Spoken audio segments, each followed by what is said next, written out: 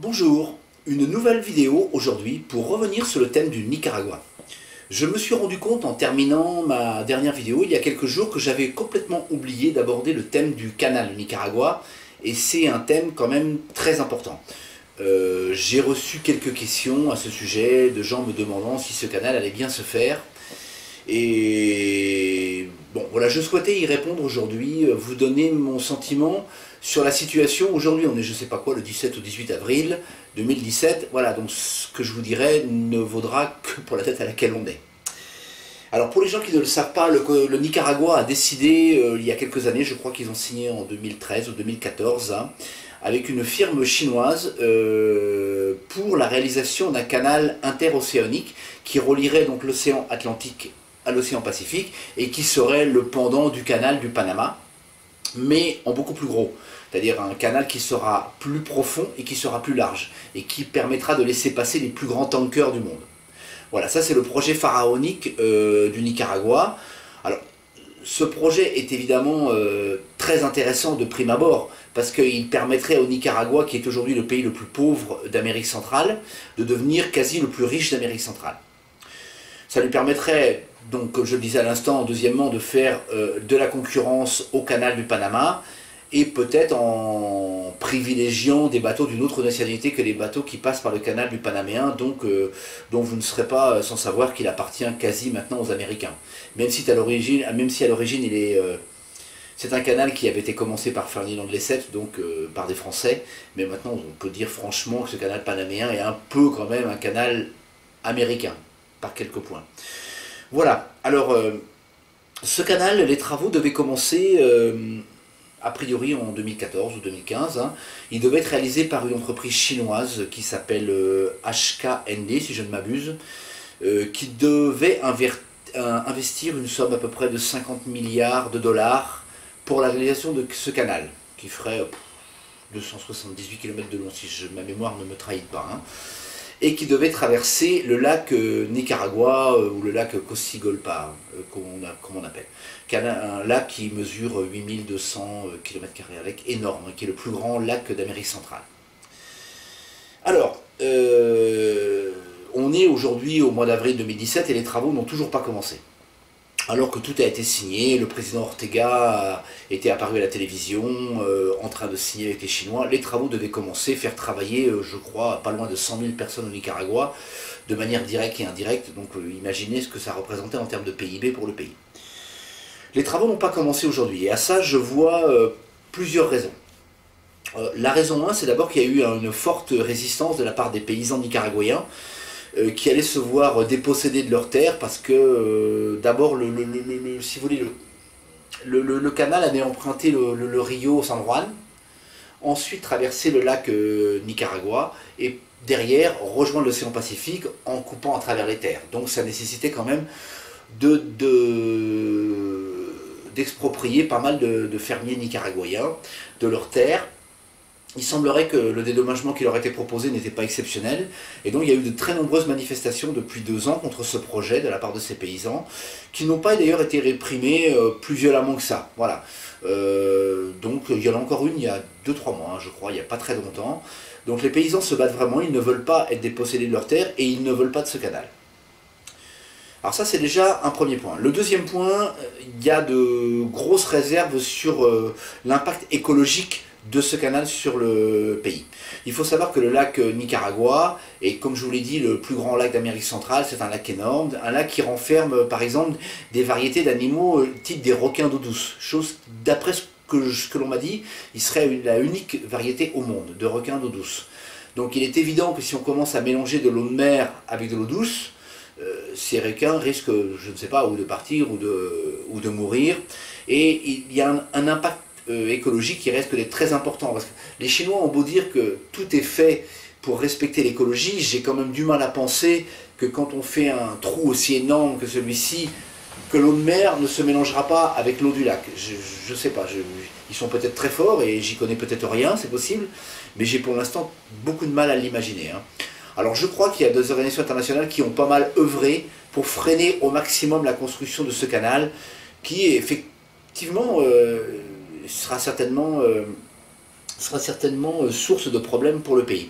Alors oui, d'un côté, on est pris avec l'augmentation du PIB et quelque chose qui va vraiment faire progresser le pays, qui va vraiment le faire passer dans une autre dimension. Et d'un autre côté, on a le côté sombre, les problèmes que cela va engendrer et qui peuvent eux aussi s'avérer très importants. Alors on a ces deux aspects. Et puis on a un troisième aspect qui est peut-être plus un aspect économique. Et je ne sais pas pourquoi, mais j'ai l'impression que c'est celui-ci qui prédomine aujourd'hui. Donc ce canal, comme je vous l'ai dit, doit être construit par une entreprise chinoise qui investit une énorme somme d'argent, 50 milliards de dollars. Je crois que cette entreprise chinoise est une des plus grandes entreprises de Chine. Pourquoi voulaient-ils le faire? C'est évidemment pour faire passer leur supertanker. Vous savez que la Chine est l'atelier du monde. C'est là qu'on construit le plus de choses dans le monde et qu'ensuite ces choses sont chargées sur des bateaux, des supertankers et vont en direction de tous les pays du monde pour livrer des marchandises chinoises. Alors j'imagine que le canal du Panama ne permettait pas peut-être de laisser passer certains bateaux et peut-être que ça leur coûtait pas mal d'argent et puis effectivement c'était un canal, comme j'ai dit, qui était un petit peu sous intérêt américain. Donc peut-être pour toutes ces raisons ont-ils envie de faire leur propre canal qui permettra de laisser passer leurs bateaux et les bateaux des autres aussi au passage. Après il y aura donc concurrence entre les deux canaux. J'ai pensé à un moment que les Russes étaient intéressés aussi par ce canal, parce que Vladimir Poutine était venu rencontrer Daniel Ortega, je crois en 2013 ou 2014, peut-être 2014, quand il descendait à la Coupe du Monde au Brésil, peut-être à cette époque-là, ou peut-être l'année d'avant, 2013, je ne me rappelle plus exactement. Il était venu rencontrer Daniel Ortega, bon, je me suis dit, tiens, c'est bizarre qu'il vienne au Nicaragua, surtout que ce n'était pas prévu, ça ne faisait pas partie du voyage. Il s'est posé de manière surprenante au Nicaragua, il a rencontré à l'aéroport Ortega pendant 3 heures. Alors bon, je sais qu'il leur a donné des tracteurs pour développer l'agriculture nicaraguayenne et qu'il leur a vendu des armes puisqu'elles ont été livrées en 2016 au Nicaragua. D'ailleurs, ça a fait l'objet de pas mal de discussions. Mais j'ai tendance à penser qu'il a certainement dû vouloir parler de ce canal aussi. Est-ce que les Russes avaient intérêt à ce moment-là à voir peut-être passer des bateaux à eux, pourquoi pas des bateaux de guerre d'ailleurs, sans qu'ils passent par le canal du Panama? J'ai eu tendance à penser ça, mais je me trompe peut-être. Bon, les Russes ont Vladivostok qui leur permet d'avoir accès à l'océan Pacifique, donc à la mer de Chine. Mais bon, je sais pas. J'ai pensé qu'il y avait un intérêt russe, et dans l'intérêt des BRICS, comme en 2014, les BRICS on parlait beaucoup des BRICS, c'est-à-dire de ce regroupement de différents pays, la Russie, la Chine, l'Afrique du Sud, le Brésil et l'Inde. Voilà. Il y avait certainement un intérêt.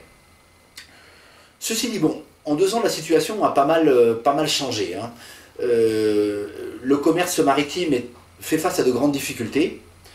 On a vu la faillite du groupe Hanjin, qui est le premier groupe de fret maritime sud-coréen, qui était, si je ne m'abuse, le 7e groupe de fret mondial, qui a eu des très gros problèmes financiers, qui a été remis en liquidation judiciaire en septembre 2016, qui a été renfloué par, je crois que c'est Korean Airlines, qui a remis de l'argent pour renflouer l'entreprise, mais ça n'a pas suffi. L'entreprise a fait faillite, et là la faillite vient d'être déclarée en février 2017.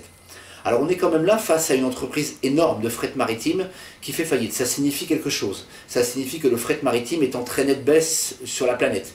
Il suffit pour s'en convaincre de regarder l'indice du Baltic Dry, qui est l'indice du fret maritime mondial, qui a subi une baisse phénoménale dans les 10 dernières années. Alors là, il se reprend un petit peu depuis quelques mois, il est un petit peu remonté, mais il avait perdu 90% de sa valeur. Donc il était descendu tellement bas que oui, bon, il ne peut que reprendre. Il y a peut-être une part de spéculation à l'intérieur. Mais en tout cas, ça signifie très clairement que les échanges de marchandises au travers du fret maritime sont en très nette baisse sur le monde entier. Alors, est-ce que tout simplement cette entreprise chinoise qui est au courant de cela, qui le sait, qui a vu la croissance de son pays diminuer, parce qu'en 2007, la Chine devait être encore à 12, 13, 14% de croissance, là il doit être à 6 ou 7. Alors ça peut nous paraître énorme à nous, Européens, c'est effectivement énorme, mais pour la Chine, c'est pas beaucoup. La Chine a besoin au minimum de cette croissance pour continuer à évoluer. Et la Chine a un marché qui est tourné quasi entièrement vers l'extérieur. Les Chinois sont très peu nombreux, enfin très peu nombreux, 200-300 millions à consommer sur 1,4 milliard. Le reste du pays vit en grande pauvreté, je crois. Donc ça veut dire que si vraiment ce marché a tendance à baisser dans des proportions très importantes, Les Chinois ont-ils toujours aussi intérêt à investir des sommes phénoménales pour un projet qui est quand même très contesté et qui peut-être ne sera pas rentable pour eux? La question reste ouverte, hein. Donc vous voyez là, on a trois axes, hein. D'un côté des paysans nicaraguayens qui font opposition, mais je ne pense pas que ce soit eux qui soient en mesure de bloquer un projet pharaonique de ce type. Deuxièmement, des associations, des organisations plus exactement internationales écologiques qui font tout ce qu'ils peuvent pour bloquer ce projet, qui eux ont plus de poids. Je ne sais pas s'il sera suffisant, mais eux ont plus de poids. Mais bon, Ortega a la tête dure, hein. Et dans un troisième point, une entreprise chinoise qui doit faire un investissement, je me confonds toujours avec le mot espagnol invertir, un investissement extrêmement important pour une rentabilité qui ne semble pas forcément être très intéressante à l'arrivée. Vous voyez, pour toutes ces trois raisons, j'ai vraiment le sentiment que ce canal, pour l'instant, ne va pas se faire. Alors, encore une fois, je peux me tromper, je suis peut-être complètement à côté de la plaque, et peut-être que dans un mois, on va voir les travaux démarrer, mais j'ai du mal à croire que les Chinois, qui sont très pragmatiques, vont en laisser lancer dans une affaire où ils ne sont pas sûrs de récupérer leurs billes, et beaucoup plus que ça à l'arrivée. Alors, après, il pourrait y avoir d'autres raisons que je ne vois pas aujourd'hui, des raisons militaires, par exemple à la Chine, mais peut-être, c'est possible, mais est-ce que ça vaut la peine de faire ce canal juste pour des raisons militaires? Je ne sais pas. Là, je ne suis pas suffisamment fort en géopolitique pour parler de ce sujet, mais d'un point de vue commercial, en tout cas, ça me paraît aujourd'hui très compliqué. Voilà, c'était mon opinion sur ce canal du Nicaragua. Donc, ah oui, j'avais oublié de dire aussi que ce canal devait desservir la ville de Granada. Granada, c'est une ville coloniale magnifique, hein, qui se trouve au bord du lac Nicaragua. Et donc le canal, évidemment, étant ouvert, ça permettait aux bateaux de croisière du monde entier de pouvoir rentrer dans ce lac et de venir accoster à Granada et faire de Granada un port de tourisme incroyable. Alors pour toutes ces raisons, on a vu les prix exploser à Granada depuis quelques années. J'ai regardé les prix s'envoler. Les gens nous disaient tous, oui mais attendez, vous vous rendez pas compte, le canal, ça va faire exploser Granada. Tous les gens vont venir, des touristes du monde entier vont venir accoster à Granada. Les hôtels vont être remplis. Très bien, hein. Très bien. Mais moi j'y crois pas. Je n'y crois pas du tout et j'y crois de moins en moins. Les jours passant, la crise économique mondiale est aussi présente. Je crois absolument pas que ce canal va se faire et donc Granada restera la ville touristique qu'elle est aujourd'hui, c'est-à-dire une ville qui attire énormément de monde, mais où les gens arrivent en voiture, ils n'arrivent pas en bateau de croisière. Voilà, ça sera tout pour aujourd'hui. J'espère avoir été clair sur le sujet. Et puis, si les gens ont des remarques à me faire, elles sont les bienvenues. S'ils peuvent m'apprendre des choses que je ne sais pas, bienvenue. Là aussi. Merci beaucoup pour la vida.